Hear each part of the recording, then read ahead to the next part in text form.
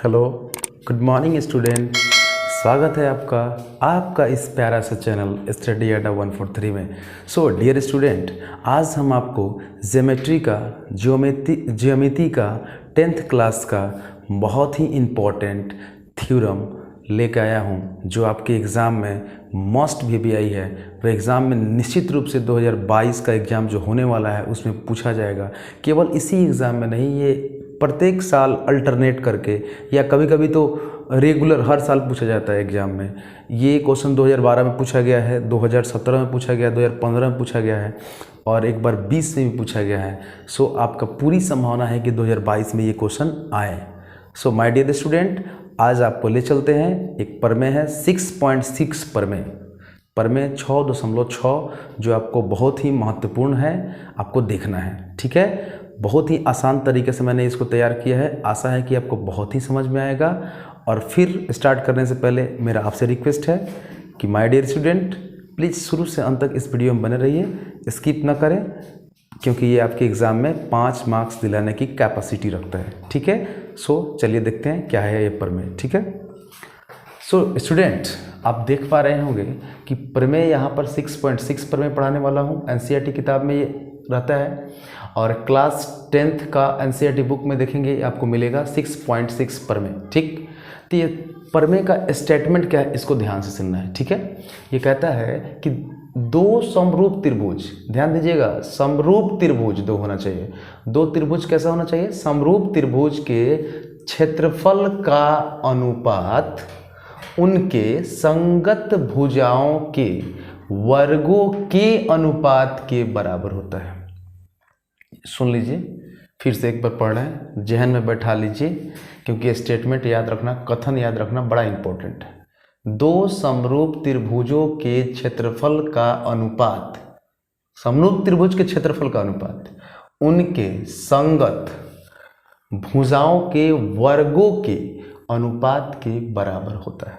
अर्थात bye figure समझने का प्रयास करेंगे। ओके, देखिए, ये त्रिभुज आपको दिख रहा है ABC, एक त्रिभुज है DEF, मैंने अपना तरफ से ले लिया। आप कुछ भी नाम रख सकते हैं, कोई प्रॉब्लम नहीं है। PQRS लीजिए, ABCD लीजिए, STF लिखिए, जो मन कर वो ले सकते हैं। तो माना कि मेरे पास दो त्रिभुज है ABC और एक DEF। ठीक, जो दोनों क्या है? समरूप है। ये क्वेश्चन में ही दिया हुआ है, समरूप है। देखिए मैंने दिया है, मैं लिखा है कि ABC और DEF दो त्रिभुज हैं जो क्या है? ABC और DEF समरूप का ये साइन है। ये चिन्ह किसका है? समरूप का, जो समरूप दिया हुआ है। तो समरूप देने का मतलब तो आप समझ ही रहे होंगे। समरूपता के दो शर्त होते हैं, एक तो संगत कोण बराबर होगा और संगत भुजाएं अनुपातिक होती हैं। ये समरूपता का दो शर्त हैं। अगर नहीं जानते हैं तो जहन में बैठा लीजिए, क्योंकि आपको आगे ये उपयोगी साबित होगा। ठीक है, देखिए, अब सिद्ध करना है कि अगर ये दोनों त्रिभुज समरूप हैं, ये दोनों त्रिभुज अगर समरूप हैं तो सिद्ध करना है कि त्रिभुज ABC का क्षेत्रफल, AR लिखे है ना, तो इसका मतलब है मेरे स्टूडेंट, AR का मतलब होता है कि एरिया, क्षेत्रफल। त्रिभुज ABC का क्षेत्रफल और त्रिभुज DEF का जो क्षेत्रफल होगा उनके संगत भुजा, यानी कि अगर ABC त्रिभुज का अगर AB ले रहे हैं तो इसका DE का वर्ग, इसका अगर AC ले रहे हैं तो इसका DF का वर्ग, और BC ले रहे हैं तो इसके साथ EF का अनुपात का वर्ग, ये समान होता है। ये प्रूफ करना है आपको। फिर रचना में देखिएगा, आप देख रहे होंगे, रचना में आप देख पा रहे होंगे कि ABC त्रिभुज में मैंने एक लंब खींचा है। AM लंब खींच दिया BC पर और DN लंब खींच दिया EF पर। अब कहोगे सर ये लंब खींचने की क्या ज़रूरत है? तो देखिए, क्षेत्रफल निकालने जाइएगा तो किसी भी क्षेत्रफल निकालेगा तो 1/2 आधार गुना ऊंचाई, यानी लंब तो चाहिए। तो इसलिए डियर स्टूडेंट, ये मैंने लंब खींचा क्योंकि इस त्रिभुज की ऊंचाई पता चल सके। ठीक है, सो नेक्स्ट देखने, ये आपको प्रमाण में आना है। कहाँ आना है? ये प्रमाण में आना है, जिसको इंग्लिश में प्रूफ बोला जाता है। इस प्रमाण में आपको जो दिया गया होता है ना क्वेश्चन में, उसी का सहारा लेकर प्रमाणित करने का प्रयास करते हैं। ठीक है, तो देख रहे हैं आप कि चूंकि यहाँ पर त्रिभुज ABC और त्रिभुज DEF तो समरूप है, ये समरूप है, इसका मीनिंग समझने का प्रयास कीजिएगा बाबू। समरूप होंगे तो संगत कोण बराबर होंगे और संगत भुजा अनुपातिक होंगी। इसी को शॉर्टकट में CPST बोलते हैं, यानी corresponding part of similar triangle. फिर सुनिए, corresponding part of similar triangle, ठीक है, यहाँ पर लिखे हैं corresponding part of similar triangle. इसका हिंदी होता है समरूप त्रिभुज के संगत भाग।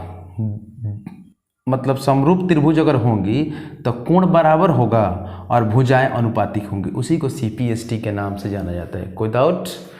आशा है कि आपको कोई डाउट नहीं हुआ होगा।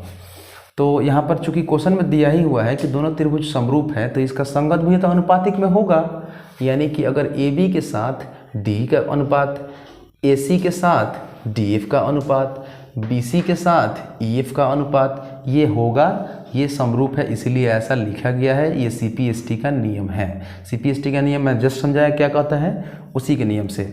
अब देखिए, आप देख रहे हैं कि भुजाओं पर यहाँ पर वर्ग चढ़ा हुआ है बाबू, स्क्वायर लगा हुआ है, तो जाहिर सी बात है इस पर तो स्क्वायर है नहीं, तो अपने तरफ से दोनों तरफ वर्ग कर रहे हैं। स्क्वायर को वर्ग बोलते हैं हिंदी में, कि दोनों तरफ वर्ग करने पर, तो इस पर वर्ग कर दिए तो ऐसा दिखेगा, ABC और EA पर वर्ग करेंगे तो दोनों पर पावर 2 हो जाएगा, इस पर भी करेंगे तो ऐसा हो जाएगा। थोड़े देर के लिए मैं इसको इक्वेशन नंबर फर्स्ट, समीकरण फर्स्ट मान लेते हैं, ठीक है। सो नेक्स्ट स्टेप, अब देख रहे होंगे सब इक्वेशन 1 से हमको तो ये दिख गया कि ये आ गया, बट क्षेत्रफल नहीं आया है। तो इसी क्षेत्रफल को लाने के लिए थोड़ा सा आपको समझदारी वाला काम करना पड़ेगा। क्या? तो जो आपको त्रिभुज यहाँ पर दिख रहा है ABC में, रचना करने पर जो यहाँ पर एक त्रिभुज दिख रहा है, और ये DEF में जो त्रिभुज इधर दिख रहा है, मतलब कि बाएं साइड में, उसको आप समरूप कर दीजिए, तो आप यहाँ पर ये क्षेत्रफल लाने में सक्षम हो पाइएगा, ठीक है। तो देखिए, त्रिभुज ABM, इधर वाला, इधर आइए DEN, इसमें देखिएगा कोण B या कोण E बराबर दिया है। ऐसा क्यों बोल रहे हैं, पता है क्यों? क्योंकि ABC में B के संगत कोण कौन है? E है। आ दोनों बड़ा वाला त्रिभुज तो समरूपे है, तो B के ई तो संगते कोण न हुआ, क्योंकि ये बड़ा वाला और ये बड़ा वाला आपस में क्या है? समरूप है, तो उनका समरूप का तो संगत कोण बराबर होता है। तो इसीलिए लिखा कि कोण B बराबर कोण E, ये दिया है, ये हम नहीं करे बाबू, ये क्वेश्चन में ही दे दिया है, क्योंकि समरूप त्रिभुज के संगत कोण बराबर होते हैं, ठीक है। और नेक्स्ट आप देख पा रहे होंगे कि BMA 90 डिग्री है, यहाँ पर लंब खींचे हम लोग। चलिए यहाँ पर आइएगा, END, ये भी लंब खींचे हैं तो ये भी 90 डिग्री हो गया। तो ये आपको क्या देख रहे हैं कि एक इस दो त्रिभुज के दो कोण आपस में बराबर हैं। तो आप लोग को एक नियम पढ़े होंगे कि अगर एक त्रिभुज के दो कोण और वहीं संगत कोण दूसरे त्रिभुज में दो कोण के बराबर हो जाए तो उसको बोलते हैं एंगल एंगल समरूपता।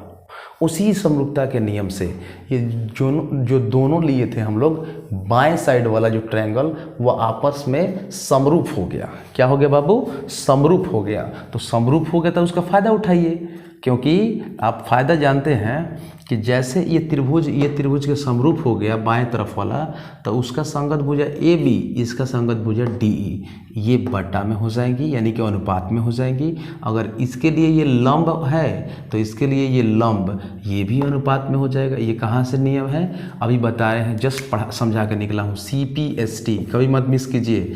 समरूप त्रिभुज की संगत भुजा अनुपात में होती है, बटा में होती है, उसी को CPST के नाम से जाना जाता है। और संगत कोण भी बराबर होता है। तो चूंकि यहाँ पर संगत कोण का कोई ज़रूरत नहीं है तो मैंने इसका चर्चा भी नहीं किया, ठीक है। सो नेक्स्ट आपको देखना है, आप चूंकि जानते हैं बाबू जो दिया हुआ है उसी के अनुसार कि जो ये तो जानते हैं CPST से आ गया, ये वाला लाइन CPST से आ गया, कोई दिक्कत भी नहीं है आपको।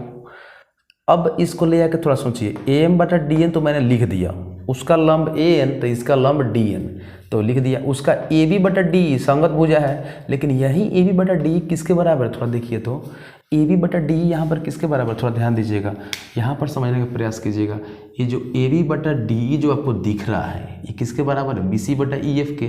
तो हम लोग ए बी बटा डी बी की जगह पर बी सी बटा ई एफ लिखने में कोई कसर नहीं छोड़ेंगे, बिल्कुल नहीं छोड़ेंगे, क्योंकि इसी से तो मेरा रिजल्ट आने वाला है। तो हम इसको कैसे छोड़ सकते हैं कि ये बी सी बटा ई एफ है, ये किसके बराबर है, ए बी बटा डी ई के। ठीक है, कोई डाउट, आई होप कोई डाउट नहीं होगा, क्योंकि ये बराबर दिख रहा है। तो बराबर लिखने में क्या फ़र्क पड़ता है कि ये ए बी बटा डी बराबर बी सी बटा ई एफ मैंने लिख दिया। इसको मान लिए इक्वेशन नंबर 2 समीकरण 2 है। ठीक है, अब देखिएगा हम लोग मतलब मानिए ना कि इस थ्योरम को प्रूफ करने का 70% कवर कर लिया, मात्र 30% बचा हुआ है। ठीक है, वो क्या है वो देखिए।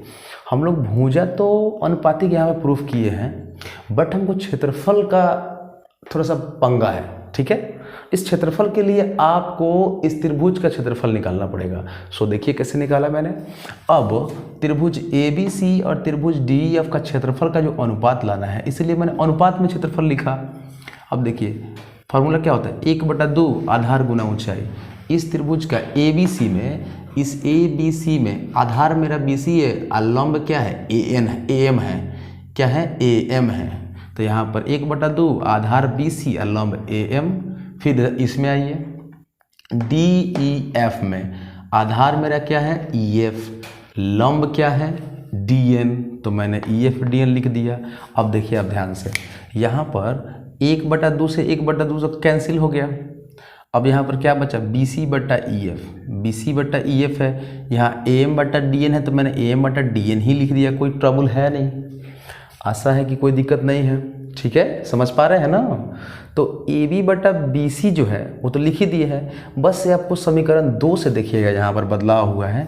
ये समीकरण कहाँ से बदलाव हो गया, समीकरण 2 से। सेकंड में क्या है, यही ए एम बटा डी एन का जो मान किसके बराबर है, बी सी बटा डी के।